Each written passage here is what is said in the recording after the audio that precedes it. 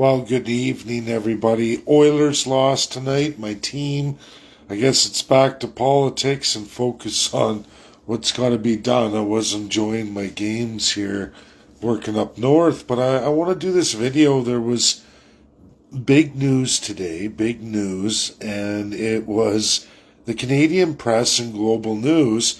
It's actually all across Canada, and they're talking about David Parker and the Take Back Alberta group is some kind of we the people system. It's a joke. It's just another National Socialist / fascist agenda that occurs in every political party and every PAC, political action committee, and every single media group attached to parties. There are no shortage of them. I did a course on civil societies. I think I'm the first Canadian to ever do that publicly, and I did a tremendous volume for anyone who wanted to do it. And I'm going to restart that very soon. I want to finish Pigs at making a major series like I did with residential school genocide.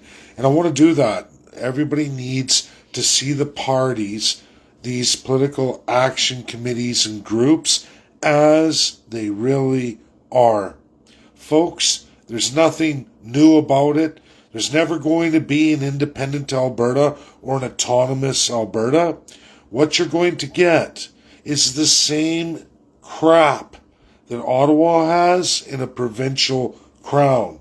I went through it in a tremendous platform for the original Alberta Independence Party. It's fallen far, far from grace and even in any kind of real legal sense of what can be done. Clearly, Danielle Smith, too, does everything in support of this group, but does it benefit any Albertans? The answer is absolutely not. Folks, the pension plan, the police force, the way they're going about it, is only going to cost Albertans more money. And in fact, you're only going to replace the autocratic, Nazified RCMP with a sheriff's department under premier. So one dictator for another. I repeat, as the phony global news and the phony Canadian press, folks, if they're writing about it, telling you a story that somehow makes it look like some kind of Robin Hood story for Alberta, you know it's bullshit. CBC Global News, the Canadian press, never ever writes stories in any real truth that's going to benefit you, the people. If you believe that, I'm sorry, you can't pick the news and say, hey, it's honest today but not tomorrow. Oh, it's bad when it's in this narrative, but it's okay in this narrative. The answer is there's only one narrative. Woke, awakened, folks, a lot of it is none of the truth. There is only two truths about the party system in Canada. All the political action committees, all the media attachments to every political party, the financiers, those benefiting from the parties. And this is the truth. National Socialist / fascist. That is all there will ever be in every single political party in Canada, both federally and provincially. You can grab the Green Party, the Communists, you can grab the central parties, you can grab the Liberal Party, you can grab the parties named after provinces, thinking somehow that makes them centrist. Alberta Party, Saskatchewan Party, can go on and on. There's so many parties out there. Folks claiming they're conservative, but they don't have a shred of conservatism as it's defined in their platform or any of their policies for the last 150 years. Not one.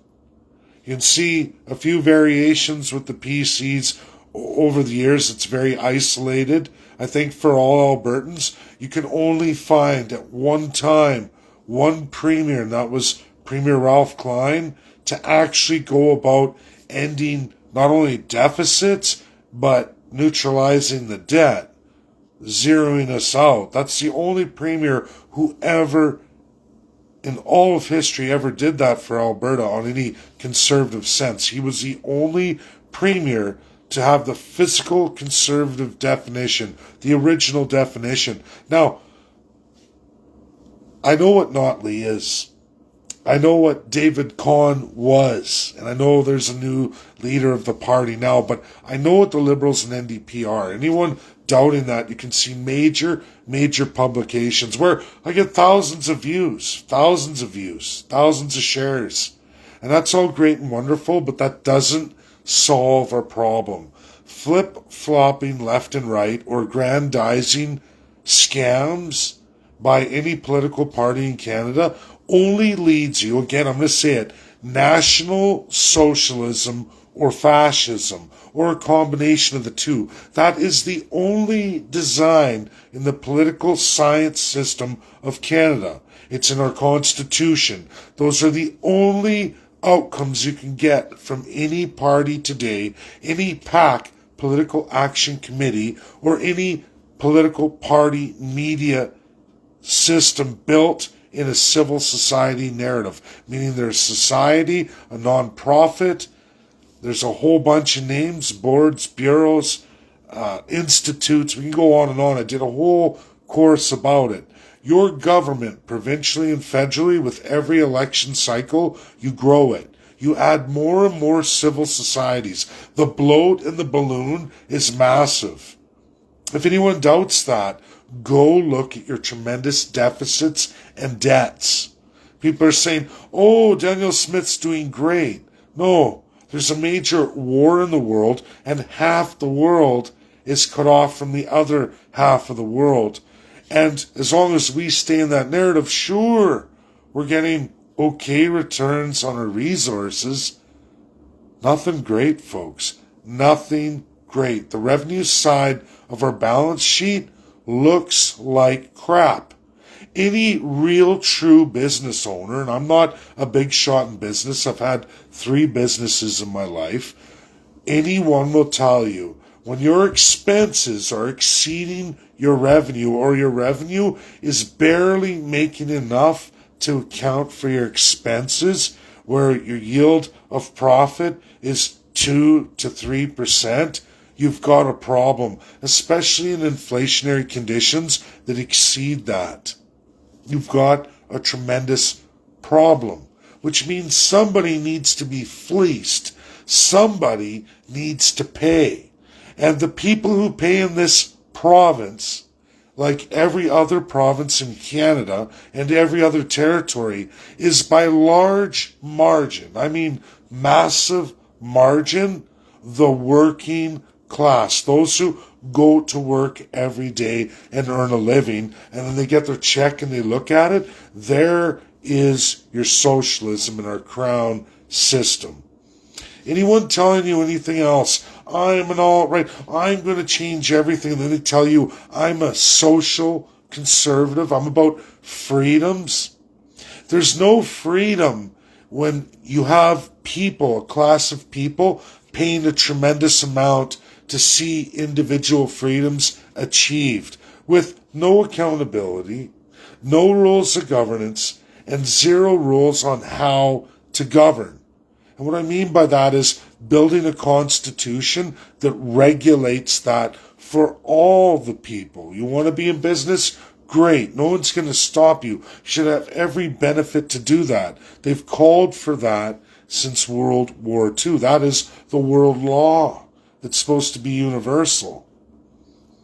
But that's not universal, and it's not even remotely close to the truth, let alone in our country called Canada, not with the 10 provinces and 3 territories. We play favorites. We play class. We do. If you're in the primary sector, you have to work extremely hard, much harder than the public class. Much easier to get a business and make it viable on the public sector side because you have the first class keeping you stable, keeping you going. There's no fall down effects for you. It's just suck more money out of the people. And if the people can't pay the tax, or the government knows you can't pay the tax, they turn around and they borrow against you. They borrow against you. If you think that this isn't happening each and every day, it most certainly is. If you don't think there's been tremendous fees applied to you, licensing and programs against you in specific classes of people, you're sadly mistaken. Year after year, left or right party, they do it. They can directly tax you, or they can indirectly add fees and service costs to you normally covered before. Never in Canadian history have we had such devalued services, paying more than we ever have in any history of our country. That's a fact. Yes, before the 60s there were not a whole lot of social programs. That is true. We gradually got into social programs, but understanding the difference between viable social programs and socialism is key. And to distinguish that comes with, again, rules of governance, how to govern, and accountability. You will never, and I don't care who it is, David Parker, Take Back Alberta, we can go all over this country, left and right, and we can hear narratives on how everybody's going to save you, the people. If they're not willing to write a provincial constitution enshrining education, health, resources, businesses, incorporations, licensing. We can go on, folks. There are literally so many. In fact, all of your civil rights. I know, Canadians, what are civil rights? Is that something that happened in America in the 60s? Something about blacks and civil rights? That's how bad it is in Canada. We don't have any civil rights. They're found in Section 92. If anyone wants to pick up their Constitutional Acts of Canada, they've been called for since the dawn of Canadian Confederation and every province that came in since. It was told to you through your Lieutenant Governor to write a provincial constitution going through Section 92, which you can read, a tremendous amount of rights, but it doesn't end there. There's banking and so much more. It goes on and on all the way to Section 144. A tremendous amount of rights, privileges, and powers of supposed to being you, the people. Any premier of any party elected can enact it, snap of a finger, through the crown of the provincial government. Who's that crown? Lieutenant Governor. I'm going to say it again. Part V of the 1867, never repealed, never thrown away, never dismembered, never amended. It remains original, intact, and it tells you, since the dawn of Confederation, get your premier through Part V, and it gives you the title of Section 58, Provincial Constitutions. Nobody wants to do it. So I'm sorry, but people who need to codify rights and freedoms and their division of powers articulated in a mass volume of texts. For those who've never read it, I know so many Canadians have never even heard of it. Why would you read it? Those are only your powers as the people. Oh, but your subjects or your defined savages, let's not read it. Let's listen to people like David Parker, or go run over to Elizabeth May and the radical environmentalists, because that's what people are doing. I can go province by province or go federally, and that's what people do. Oh, this sounds really nice and great. I'm going to turn over all those historical rights that most countries in the world have addressed, have codified in constitutions. Most countries in the world, countries where the people woke up and said, hey, you know what? I'm tired of dictators raping the hell out of me. I'm tired of being taxed to death. I'm tired of people promising me the world and all they deliver is heartache, financial struggle, and more and more and more and more and more destruction of the wealth base of the people. And we watch more and more elite wealthies created over and over, and people live worse and worse, and generations get worse, education gets worse, health services get worse. Why are they worse, folks? Oh, I know why. Because not one of these people who promised the power to the people have ever given really you, the people, the power. None of them, and I repeat, none, want to give you the power. And what is the power? Again, Part V, Section 58. Here's the title of it if you've never read it. It's the oldest part of the Constitutional Acts of Canada, 1867. Provincial constitutions. From there you go through it. It tells you what the Crown can do. It shows you all the Crown appointments. What's the power of a Premier through the Premier's Crown? And then when you get to Section 92 onward, it tells you what all the powers, the provinces alone, that the Prime Minister can't stop, are to codify for you, the people. A tremendous amount. Easily 75% of what is supposed to be power to the people is left, not the power of the people, the power of the divine political party in power. They cheat you, they steal from you, and it can only be described as one thing. Everywhere else in the world, they'll tell you it's called National Socialism / fascism. What good is a provincial police force, folks, if the police aren't sworn to you? They're sworn to the Premier. They're the Premier's bodyguards and sworn to uphold whatever the Premier wants and needs to have done.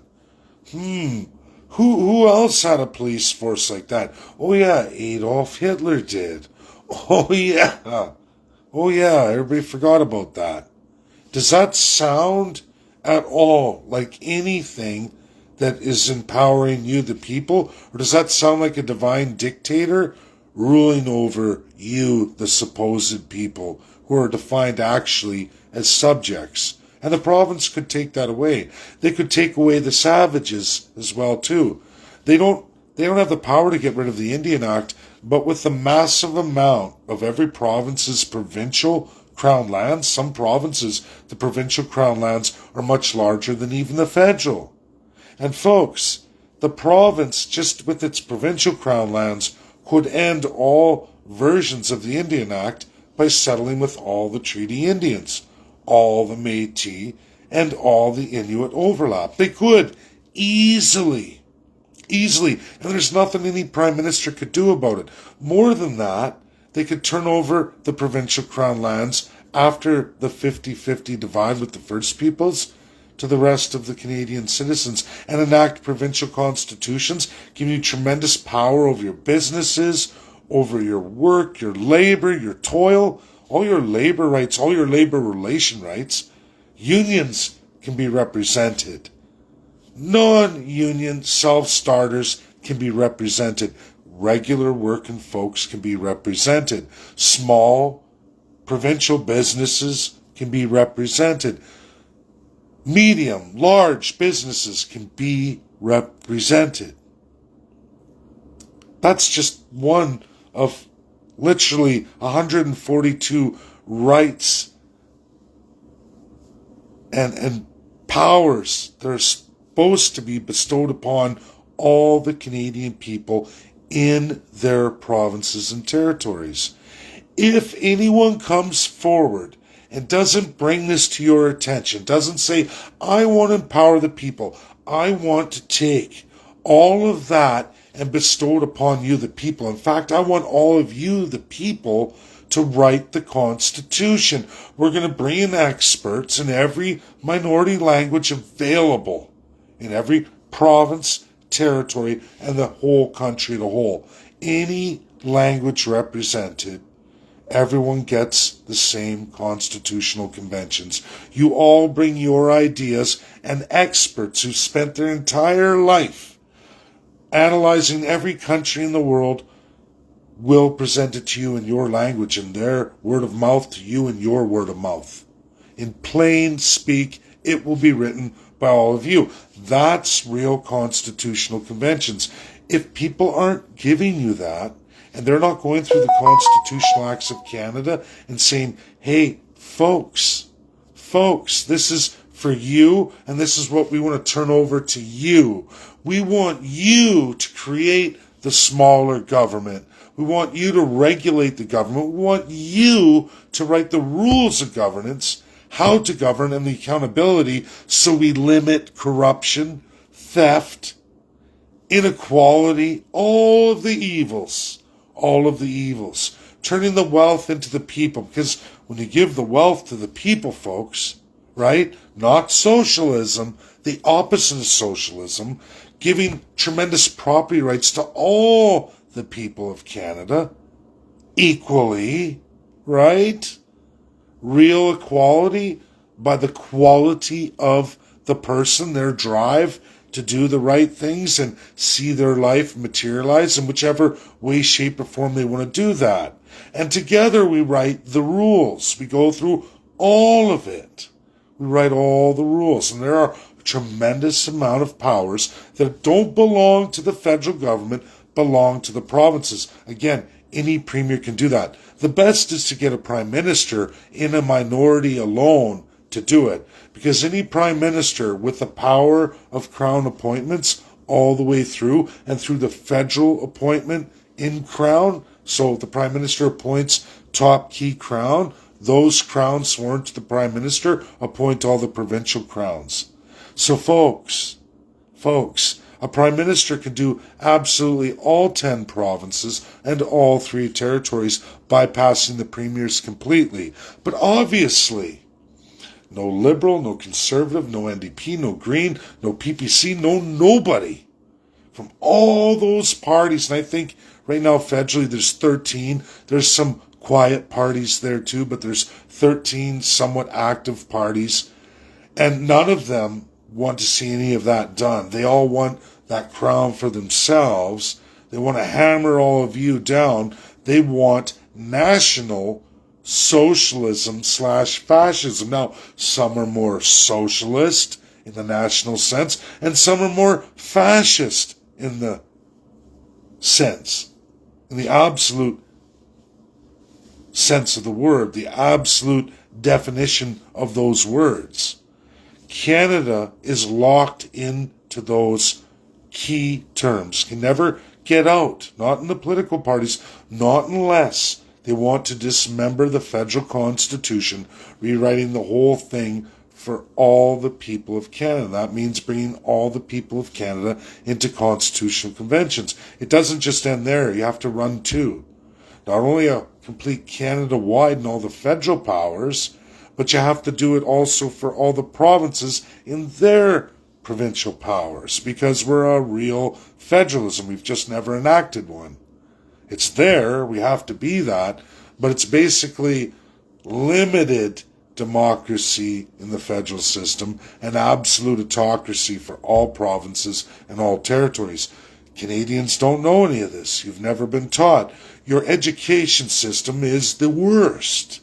It's one of the worst propaganda because it's crown colonial. It's always been there to keep you ignorant, to keep you isolated from the rest of the world and ignorant to the truth. So you're easily malleable as subjects and savages. You'll live terribly in shitty circumstances, and you will learn to live with less year after year, and generation after generation born into it won't ever know any better. You can look at older people and say, oh, they're always complaining. Why do older people complain all the time? Because they've watched the erosion of what they had to what it is now today. That's the truth. And yes, we can say a lot of people have done well in Canada, only because you hyperinflate the property values. Why are the property values so hyperinflated? Because only 9% of Canada is made available to you. And of the 9%, about 40% of that 9% belongs to the elite, the 0.01%, and they rent out to everybody who can't get any of that limited private property. Look at the density of the GTA. Do you know how much crown land is throughout and around the immediate GTA? They talk about green, they're talking about all the green parks and the wetlands and it's like, why are we talking about parks and government green space? Why don't we release the immediate crown land just in the general area of the GTA? It's the size of Wyoming within a 2-hour drive. Oh no, the crown says, no, we can't do that. Not provincially and certainly not federally. Never. Never. Look at BC. Most of everybody lives in Vancouver on the mainland, right along the ocean, in almost 90% unceded land. There was never any treaties. Most of BC's that way. Do you think that density is by accident, folks? This system has been designed from the UK to rape, pillage, and plunder. We are to follow suit of what they did with Hong Kong, their master plan.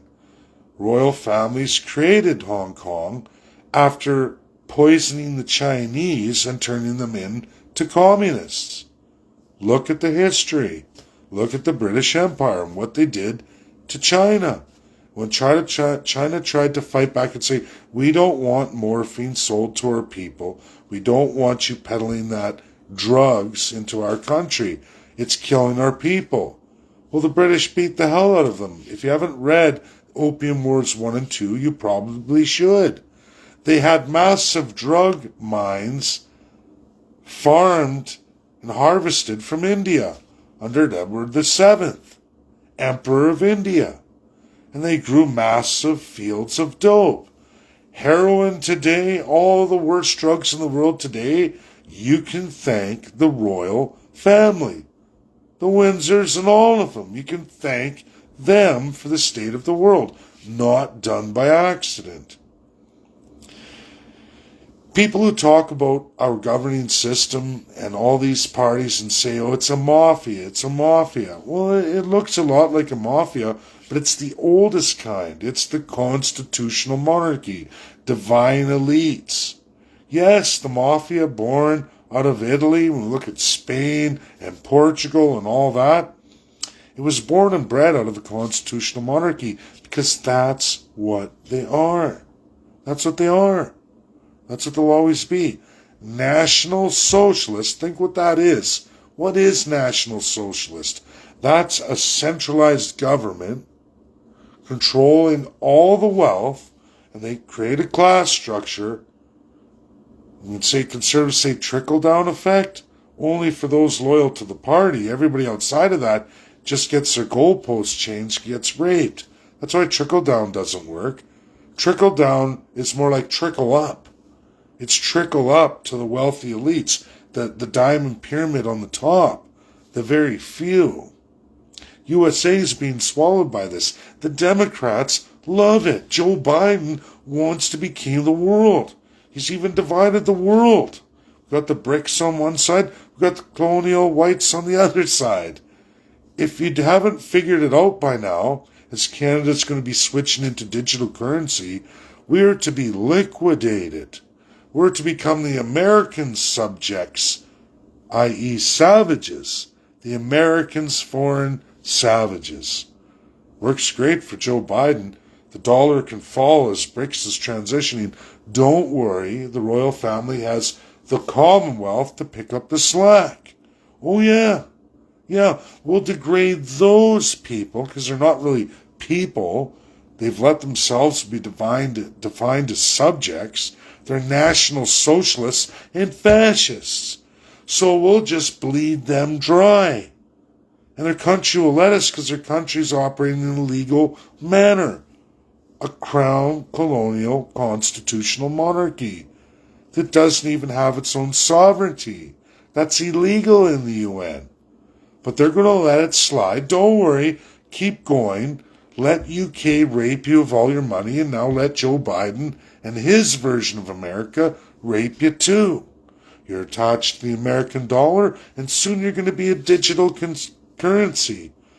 The American banks are going to love that. Now they're not going to fall as bad. They can peddle it over to Canada and other countries that follow suit. How are they doing that? Through the royal family, through the design of the British Empire, even though that's supposed to be illegal today. We're all supposed to have national sovereignty. Again, going back to David Parker and the Take Back Alberta, show me your plan for national sovereignty.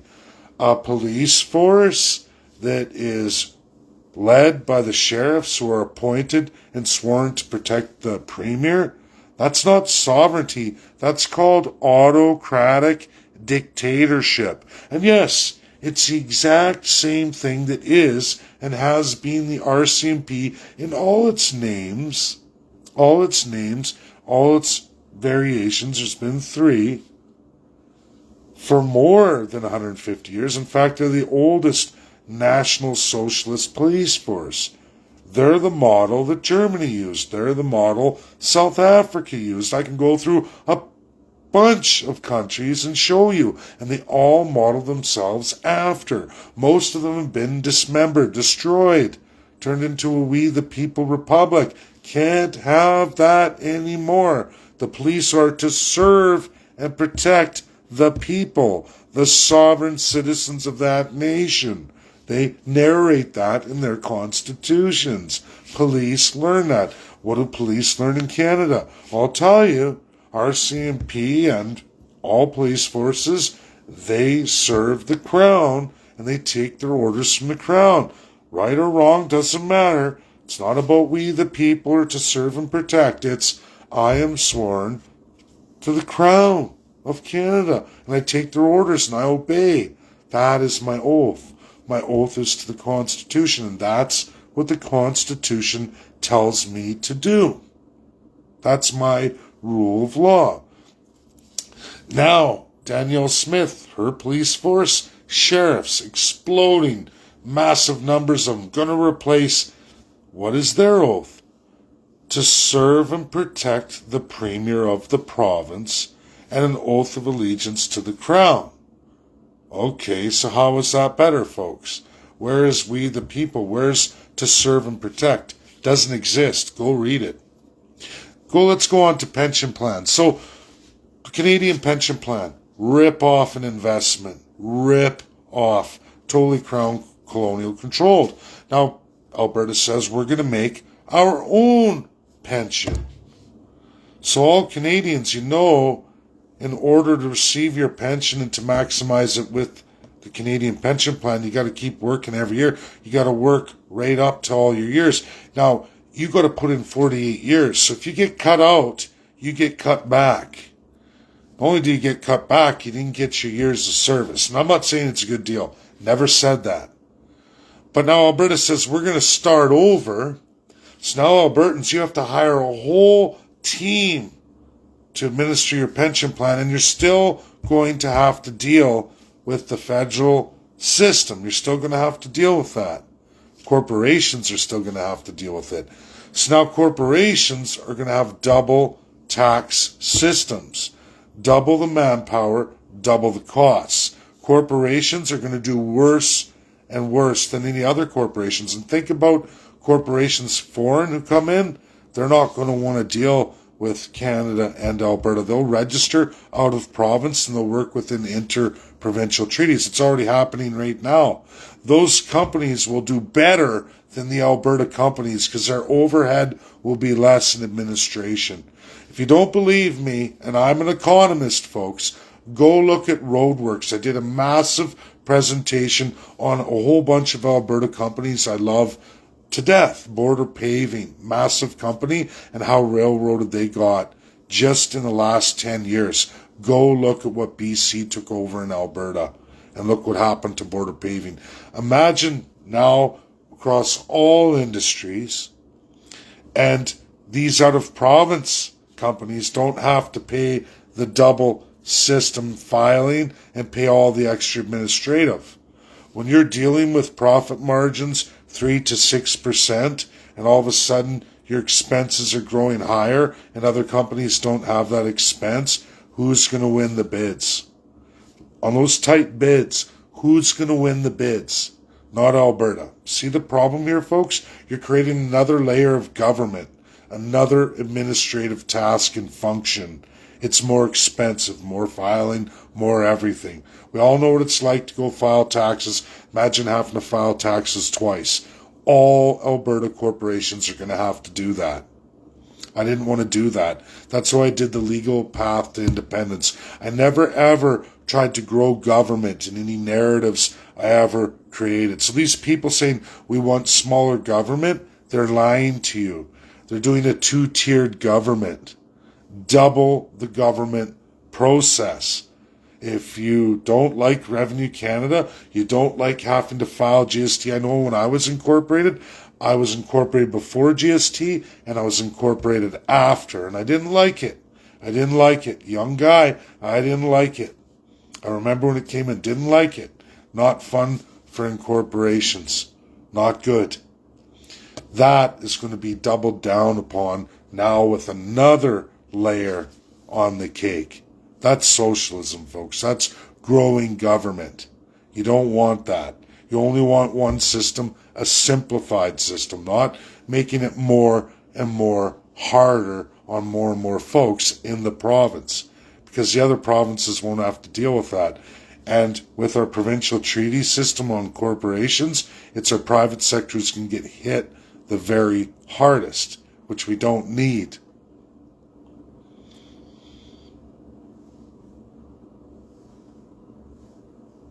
That's my video, folks. That's the details of it. There's much more we can go into that's yet to come that they're trying to present. And it was Derek Fildebrandt that I whipped. I really whipped him in that election. And I debunked everything he said. And it's kind of funny that the Conservatives are bringing this up like somehow it's an autonomous Alberta or it's a great Alberta. All of it going to cost you, the taxpayers, more and more. The corporations who can stomach it on the service side or the public sector side, who can take it because they're taxpayer subsidized anyway, means you're going to have to raise their rates. So it means the average everyday Joe is going to pay more in Alberta than they do in the other provinces. That's why I never championed any of it. It doesn't take a rocket scientist to figure this out. Any real true economist who factors all these things will tell you everything I've told you. You're not going to find anybody to dispute what I've just said. And I'm not attacking David Parker and Take Back Alberta because there are crazy radical environmentalist groups who are the same thing. There's, Press Progress, or anyways, there's a whole bunch of them. And I know, all the way to the communists, to the far right, I know there's many of them, which I just want to puke. Because again, I've said it many times, if you want to know what Canada is and what every political party with their PACs, political action committees, and their media orgs, civil societies, non-profits, they come with a lot of names, bureaus, boards, institutes, we can go on and on. There's more. There's probably 8 more. It's in my educational video. You'll find those aren't government. Those are civil societies attached to government. You get rid of the government, but every civil society they've attached to the government, to the taxpayer tit, so to speak. The government may get de-elected, but those PACs, those media conglomerates, those civil societies that they brought in remain. They're out. The civil societies, non-profits remain, and they're absolutely for profit. They're for profit against all of you, the hard-working people, the hard-working entrepreneurs. And the revenue can't keep up with the expenses. It never does. And we can be all happy about a Russian war right now and a division of the world, but it's your resources that are getting lost at a tremendous pace. At a tremendous pace for the absolute bare bones minimum worldwide. When countries like Peru, no offense, with low rates and wages and not the greatest countries, third world status, when we're pound for pound charging as much as them, something is very, very wrong. Somebody somebodies, massive plural, are taking extreme advantage of you, the Canadian people, and you, the First Peoples. It's not enough to say, well, at least I got a job. Hey, they got jobs all over the world, folks, in the same industries. Why should we be any less on reaping the benefits of fair trade? It's right in the UN Charter, by the way. What's being done in Canada and how exploited we're being in such a massive country with so much crown land that's not available to us. Those resources are harvested for next to nothing for wealthy, elite, billionaire friends of our crown colonial politicians in every single party. They're taking them for pennies on the dollar, enriching them with millions of dollars a shot at your billions of expense. Many countries put their foot down. USA is no exception. That doesn't happen in the United States. It doesn't. And for those looking at the $26 trillion debt in the States deficit, and they're looking at borrowing more this year and putting it up to 30 trillion, maybe 31, folks, for what they take out, I promise you, if you liquidated all of their assets all over the world, USA is zeroed out. Do you know that Canada is not zeroed out?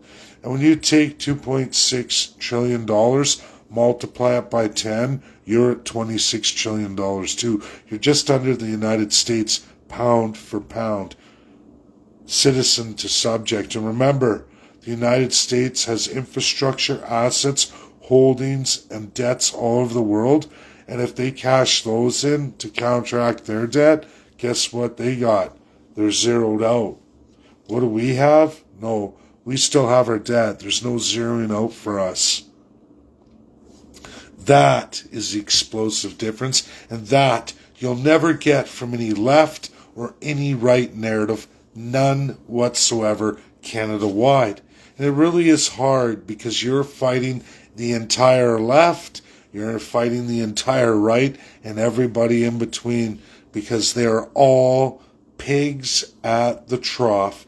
They are all by design, by the Canadian design, constitutionally, forever and a day, since 1867, with all of our amendments, so many over the years as we took in more provinces, all the way through 1982, and even beyond them. And even the decisions the King's Court, Supreme Court of Canada made. Folks, we will always be National Socialist Fascist. That is the only outcome from any party. Danielle Smith, Rachel Notley are not exceptions. They're not different. One may champion socialism, one may champion more fascism, but I promise you, at the end of the day, your lesser of two evils is National Socialist Fascist or National Socialist Fascist. The variations of National Socialist and Fascist range between them, but they will always be those narratives. You will always be the subjects, the losers, the tremendous losers, forever and a day. What's a subject? A slave. What's a savage? Not a human being. Somebody can liquidate or assimilate into slavery. There's only two outcomes: liquidate or assimilate. Think about that. And it's true.